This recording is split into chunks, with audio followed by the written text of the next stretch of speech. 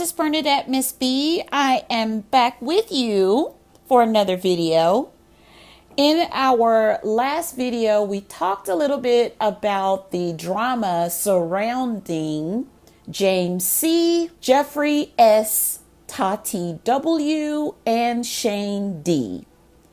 And in that video, I talk with you and I let you know that in this next video, which we're about to get into in just a few seconds, we would be talking about a lot of the anger, the hurt, the despair that is being felt in the Black community, specifically the Black community.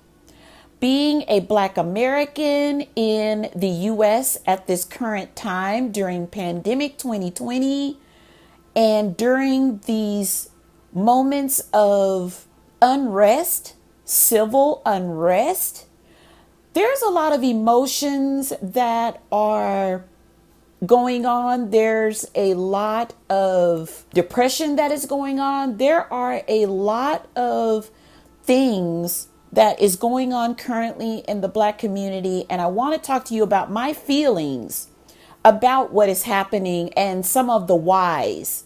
It stemmed from that last video because as we have observed, we see how many people are elevated into a lot of higher upper echelon spaces, despite the fact that they have done a lot of things that would be very, very damaging to the image of other influencers, to a particular brand that they partner with, to people that they collab and partner with, to friendships. But for some people, for some reason, they're able to get out of these situations even though they're showing and demonstrating to us, I'm a toxic person, I'm an extremely manipulative person, I am a destructive person. We see all of those things, but yet those same people are elevated for some reason in specifically American society. And it's probably like that in many other society, but I can only speak based on my experience from the American society, American culture perspective. So with all that being said, let me also get this disclaimer in and then we'll get started. These are my thoughts and feelings based on my personal and professional experiences working in the medical field for over 20 years, dealing with all kinds of people, living all across the U.S. I have a lot of experience with people.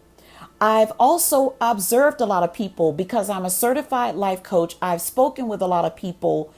This is a lot of the feedback that I'm getting as well that I want to share with you in this video about the anger that is being felt in the Black community. Now, let me just start off by saying this, because I know that this is a deep problem, but I just want to look at things from the current situation that we're in as Black Americans living in the United States. We personally have observed how we are treated extremely different from other segments in the United States.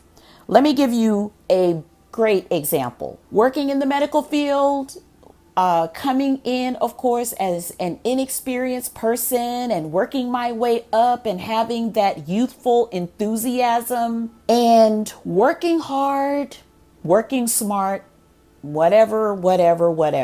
You're told in your very young years, middle school, high school, college, you're told, go to school, get your degree, get some type of training, go to the military, so on and so forth. Especially with my generation, which I'm a Generation Xer. I think that would be the segment of people that I would represent based on my age. So this is the message that our parents gave us. Hey, we got the memo. Many of us have went to school. We have specific trainings. We have work experience that vary because you want to become this go-to person that can demonstrate a lot of competence and abilities. You want to become this bright, smart, enthusiastic, energetic person. So you develop your craft. You observe, especially coming in at the entry level, how some of the positions pay quite well. You've got leadership positions that pay 80, 90, 100,000 plus per year to manage and oversee a particular segment in, I'm familiar with the medical field, so I'll just say that. And you work hard, like I said, you develop, and you're doing great things. 5, 10 years in, you are promoted into some of these positions. You're thinking, hey, I've made it. I'm going to be able to live this particular type of lifestyle. I'm going to be able to do all of these wonderful things, so on and so forth. But then after the interview, after you're offered the position, now this particular position that has been the same literal recycle position that has been occupied by a variation of people, you get the position. And as a Black woman, this is my personal experience. Now that position does not pay $80, $90, $100,000 a year. That same position that had tacked on added responsibility, that has added pressure, that is sometimes a position that has so many additional responsibilities that it's barely even manageable. You would think that the position would pay more. But in my opinion, as I see more minority people coming into some of these fields that once paid very well, I personally am witnessing these positions do not pay what they were paying before. So I ask myself, why would you add on all this responsibility, but yet you take away the pay scale that was once offered? You take away all of the bonuses that were once offered. You take away relocation assistance. You take away paying for additional education. I have 2 statements I'd like to make, and then we'll dive a little bit deeper. As I've already stated, I'm noticing that in certain segments where there are more minorities, the positions now, they tend to pay less. That is my personal observation. And number 2, there is a mindset that is in people's mind and thought process that I want to share with you that I think can explain a lot of the shift and the change in the energy and the atmosphere surrounding these positions. And that mindset is, well, Black people don't need much. Black people, they can make it off of a little. Black people, they don't do all the same things as whites anyway, so they don't need to make as much money. And the ironic thing is, in many of these instances, women are making the decision. So we as women that jump on this women's liberation train, we want to demonize men and men in the workplace and try to make it look as though the men are not being fair and are not giving us all of these perks and bells and all of this type of stuff, when in actuality, in many of these instances, women are in a lot of those higher up positions. So now you get the position and the position does not pay as much because the mindset is already there that since you're a Black person, you don't need much. This is my thought behind a lot of what I see. Now, let me offer this as well. There is a lot of processes, I get it, that have been put in place to keep Black people held back. And finally, when we're able to meet that certain, all of this criteria, because that's the other thing, you want to add a lot of criteria. must have 4 years in college, must have BS degree, must have master's degree, must have all these advanced degrees, must have 2 years, 5 years, 10 years experience. I get it. When it comes to any type of job or career, an employer can ask for anything that they want. That I can respect that. But at the same time, my point is, the expectation is, once I jump through all of these educational hoops, once I jump through all of the experience hoops, I'm going to be at the pinnacle where I can expect acknowledgement for all that I've done, all of the hard work and energy that I have put into being obligated to this particular career. You're going to be looking for the compensation. No one is working on their job just to be working for lack of anything better to do during the day without being compensated. And in some instances, well compensated, just as my predecessors. But that, as I have observed, that is not happening. And let me also say this. I think some of what is also fueling some of the anger is that now, especially with social media, Black people are able to see with their own eyes. 2020 has been the year of clarity and vision. The scales has fallen from a lot of our eyes. We are able to see how a lot of people are living. It is not our living and our lifestyle. We are at a point in 2020 as Black Americans, we want to and deserve to live at these higher levels of living just like everybody else and just like anybody else.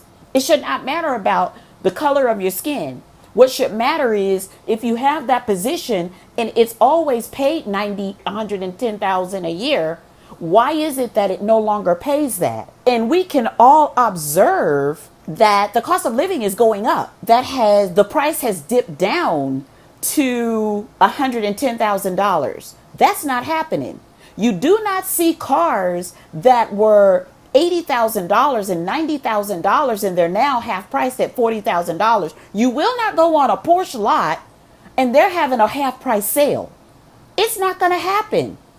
You do not see Apple iPhone being offered at $399. That ain't happening. So therefore, we see the cost of living, we see car insurance is going up, we see all of these things that are affecting us and our lives, but yet we're being treated as Black Americans as if we're getting some type of slasher sale on our products and services. And we're not. Everyone is charged according to service the same thing. However, the jobs and the careers are not paying us equally. Let me also say this. As I have stated, on social media, Black people see these things now. And everything that I am saying as far as what we are seeing, it can be proven, it can be bared out in front of you. Let me tell you how. Now, when you look at any American city, and yes, you're going to have a certain segment of whites that are living in trailers, that are living in low income, so on and so forth. You are going to see that. However, it is not at the same rate as Blacks, and Black people have the same careers.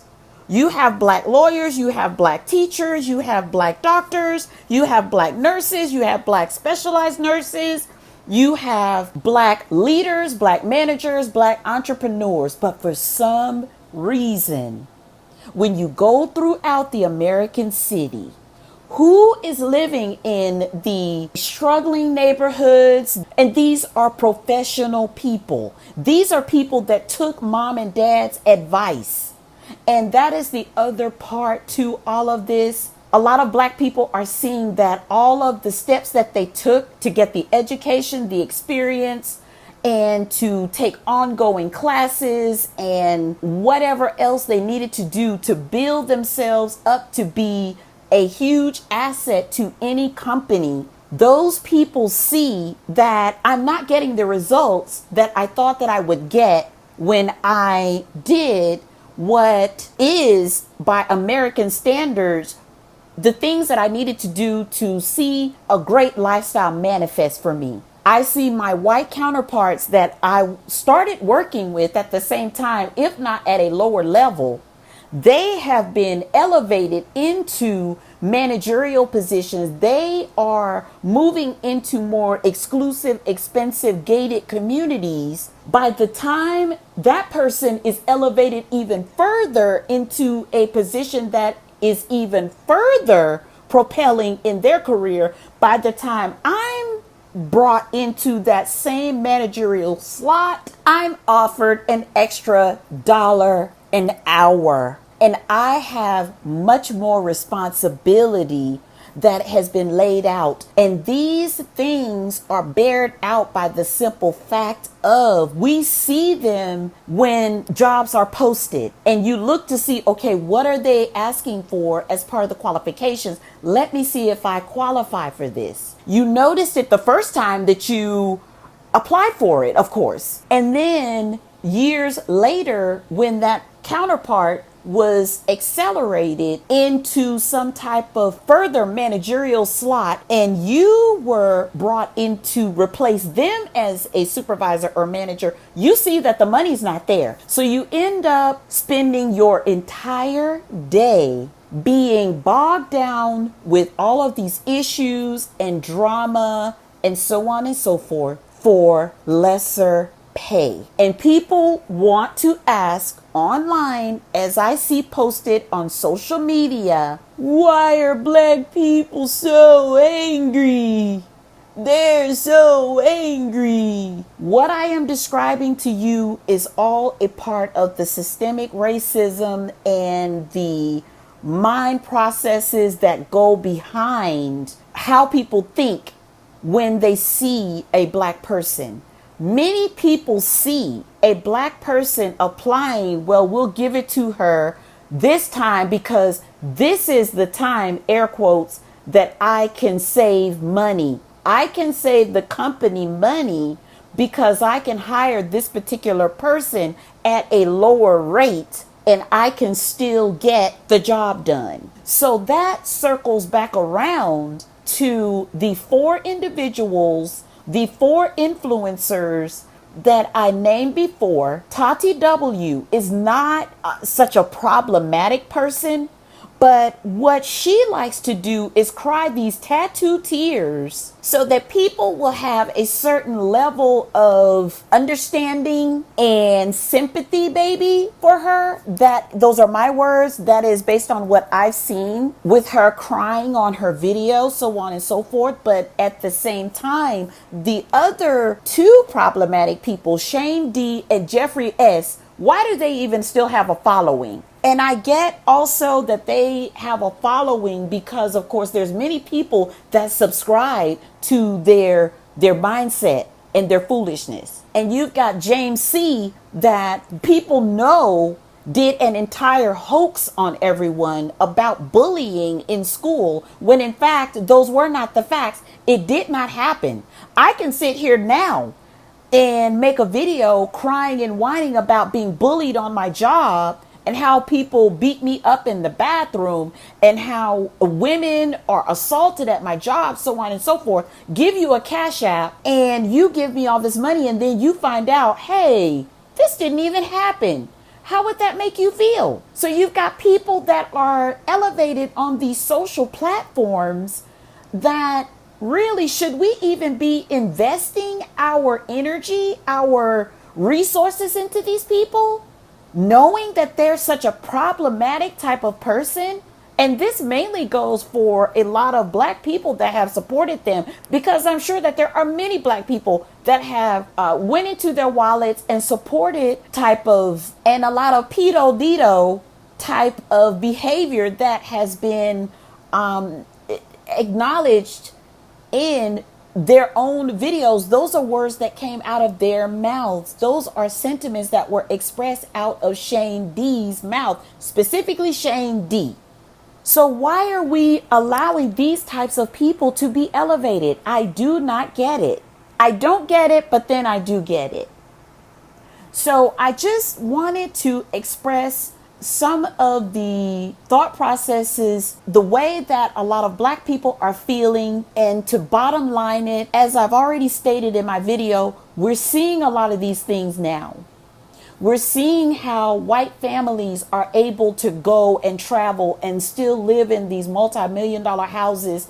And let me just also make this little point also. We're also witnesses to the fact that a lot of whites are given a lot of opportunity, because if I went to law school right now and I graduate tomorrow, and at some point someone has to give me that opportunity. And there are a lot of whites that are giving each other that opportunity because they want to see each other thrive. However, Black people are not given that opportunity, and we see how things have played out for other races that have given each other an opportunity, and the fact that we were not granted that same access when we had the same amount of knowledge. We had the same amount of experience, if not more. And then that sentiment is put out there that Black people are lazy, so on and so forth. Well, you know what? I didn't get the memo, because me and a lot of other people that work in the medical field, Black, white, or pink, we're working 2 jobs, 3 jobs to make ends meet, because we're not paid fairly on one job. And that is a fact. So I'm going to give you a little bit of mental homework. I want for you to look and observe in your own city the living conditions of people that you see just around in your city. If you go over in a particular area, you see a lot of the people there, they're struggling, they're trying to do the best that they can, so on and so forth. And all of those people are not bum buster people. Some of those people have professional jobs, professional positions. They work at the large university. They're teachers, they're cops, you've even seen in some of those neighborhoods the cop cars that are out in the front of some of those homes. And you see, this is the living condition of those particular cops, those particular teachers, so on and so forth.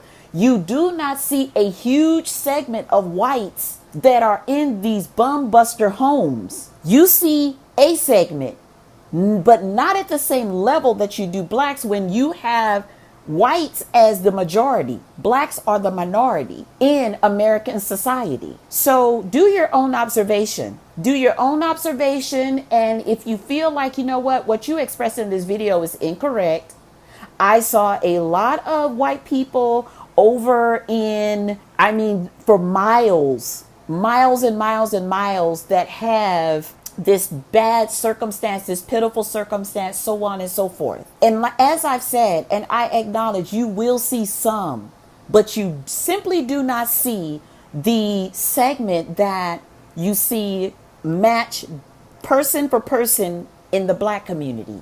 You do not see where there's just miles and miles and miles of accomplished Black people that are in $500,000, $1 million houses. Now, of course, someone's going to see this video and they're going to say, oh no, there's a lot of Black people over there in one subdivision. I'm saying numerous subdivisions in numerous cities.